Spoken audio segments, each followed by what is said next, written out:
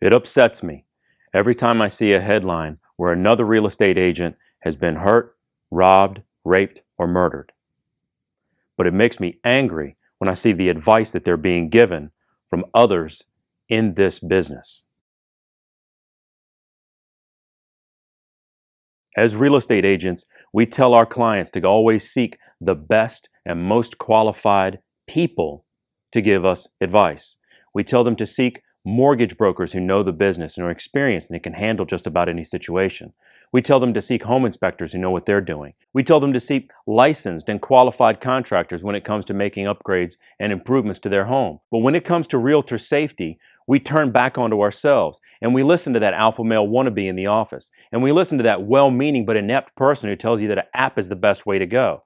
Or someone that says, just put a gun in your pocket and you'll be safe then. We also say, oh, we need to change behavior. You're still going to go out there and you're still going to meet that client away from the office. I know this and you know this too. Hundreds of articles and blog posts have been written about realtor safety. None of them know what the hell they're talking about. Don't take personal security advice from someone whose only confrontation with another person trying to do them harm was the last time they got cut off on the highway, and then they exchanged a middle finger. The typical blog post and typical advice says, get this app, take this with you, this will save you. Meet at the office first, take a gun, get pepper spray, do all of these other kinds of things, and it's all nonsense. The first and only weapon that you need to train is the one that's between your ears. All the other weapons are useless until you've made that decision and come to that realization that you are prepared to use the other weapon. It does you no good to call someone who is minutes away when you are seconds away from something bad happening. Police get there after the crime was committed, not before. Your friend from the office is going to get there after something has happened, not before. Now, if you start to feel that you're in a situation that could threaten your life or threaten your safety, you need to get out. Don't let yourself be Wile E. Coyote just standing on top of the X waiting for the giant boulder to come down and smash you. Putting up that little umbrella isn't going to do you any good either. Get off of the X. Get out of the situation. You feel yourself in an uncomfortable situation, walk out of the house. Leave immediately. It's a whole lot easier to go back and tell someone that, I'm sorry, I just felt uncomfortable, I had to leave, than it is to try and explain your story to the police after something has happened. The mindset is the most important thing that you can have.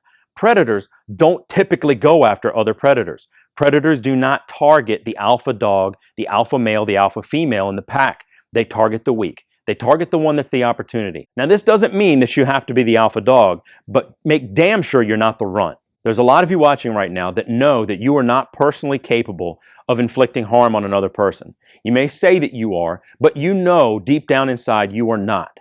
And that's okay. We're all different. We're all wired differently. If that is your mindset, you need to understand what your reaction needs to be, because it's basic fight or flight. If flight is your best option, utilize that option. If you know that you cannot enter into a fight, that you cannot take it to that level, then don't do it.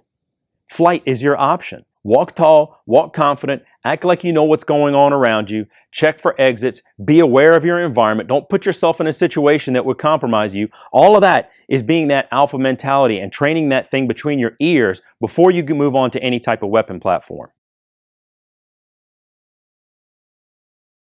The number one item outside of your mind that makes an excellent weapon and also has some utility is a flashlight. This simple little flashlight, I think I got this in a 2-pack for about $5. This is a great starting point for your own personal safety and protection. This one's kind of gnarly. It's got some ugly little, rough looking things on the end. But the point is, it's a blunt object. It's there. You can use it as a weapon. I'm not here to teach you self-defense. It's a whole nother thing. Next is the most popular item out there for most agents, and that's some form of pepper spray or mace. Here are a few reasons why that's a really bad idea. If you typically lose your keys, can't find where your wallet is, or can't find that little key tag for the grocery store that you like to go to, and you're constantly finding yourself digging in your purse trying to find things, then perhaps pepper spray down there with all of those things is not your best option. You only have a few seconds to react, and you're not going to find yourself in a situation where you can go, oh, time out, wait, let me get this. Second reason that pepper spray is not a good idea. If you have not used it, if you just bought a can of pepper spray, put it in your purse, put it under your seat, put it in your pocket, put it in your briefcase, and have never used it, you're wrong. You have to know how it works. I can show you how to ride a bicycle, but until you get up on it, we don't even know if you can ride. You need to understand what it's like to deploy that pepper spray with gloves on, in hot weather, in cold weather. If it gets dirty, will it still deploy? All of these factors. Can you aim it? How far does it go? How far away do you need to be? Does it splash back a lot? Doesn't work very well. The trigger mechanism is difficult to work. So if you choose to get pepper spray, get several. Get 2 or 3 of each kind and practice with them. Firearms. If you think this looks like a ridiculous way to meet your clients, you're right. Besides, it's a toy gun. That's ridiculous. What you need more than a firearm is to understand your own personal safety. You need to understand what it means to own a firearm. You need to understand what it means to possess a firearm on your person at all times. You need to, most importantly, understand what happens when you pull that trigger. You don't get to put the bullet back in the gun. Once you have made that decision to use deadly force, you don't get to take it back. It's a life-changing moment. Are you prepared for that moment? Now, there's a lot of you out there, especially the wannabe alpha males that sit in your office like, oh yeah, I'll just shoot them. Anybody comes near me and does anything wrong, I'm just going to shoot them. Are you sure? Are you positive? Because that's not just something you say willy-nilly. Taking someone's life is a very, very serious thing to do.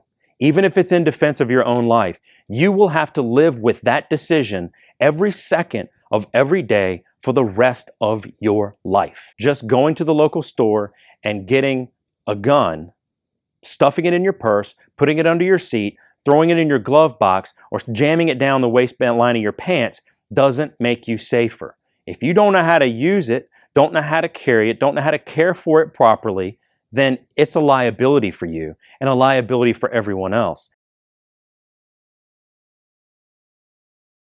As a real estate agent, you are typically in places that you do not own. You're in properties that are not yours. Put yourself in the homeowner's shoes for a second. You have now shown their home, you were attacked in that home, God forbid, and you've had to use deadly force. So now, through no fault of their own, no fault of yours, there has been a crime, a violent crime that ended in death that has occurred now in their house. Now, I understand life safety needs to come before all of these things, but these are just some of the reasons why you need to consider hard and long whether it's a good idea for you to carry a firearm. If you have to utilize deadly force, you need to be able to recall every single detail about what happened leading up to your decision to use deadly force. Police are going to ask you very detailed questions. The police are going to look into your background and see what type of person you are, and you can bet your boots that the prosecutor will do the same. They're going to look at your Facebook posts. They're going to look at your social media posts. They're going to look about what it is that you've written and what it is that you've said. They're going to ask for witnesses. They're going to go out and do an investigation to determine what type of person you are. If you're that fly off the handle Rambo type in the office whose solution to everything is just shoot him in the face, well, you know what? That's going to come up in the investigation. You don't get to go home that night while the barrel's still hot on your gun just because, I shot him in self-defense. That's not the way it works. Understand the entire picture. Understand what can happen, and try not to put yourself in the situation first and foremost. This is the life and death of you and your loved ones that you're considering here. And it goes beyond just that amount of time when you were performing your duties as a real estate agent. Understand what it means to keep yourself and your family safe and your clients safe, because you can be the victim of a crime with your clients. Taking 90-pound Mildred from the office, God bless her, but she's not going to be any help to you in a situation that involves a violent criminal. You can never predict what a violent psychopath is going to do, but you can be prepared in such a way that allows you to utilize your fight or flight instincts to have some level of a plan, what you're going to do and how you're going to react, and most importantly, what's going to happen after you act. And don't wait for help or police or some app to come save you. That's not the way it works. Take personal responsibility for your own safety and stay safe. Now, not everybody is an expert out there. Just because they have the word tactical in their name, they have a shaved head and a goatee, doesn't mean they're automatically some sort of an expert.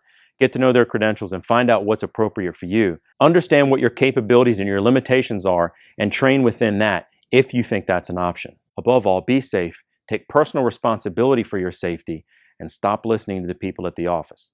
They don't know what they don't know.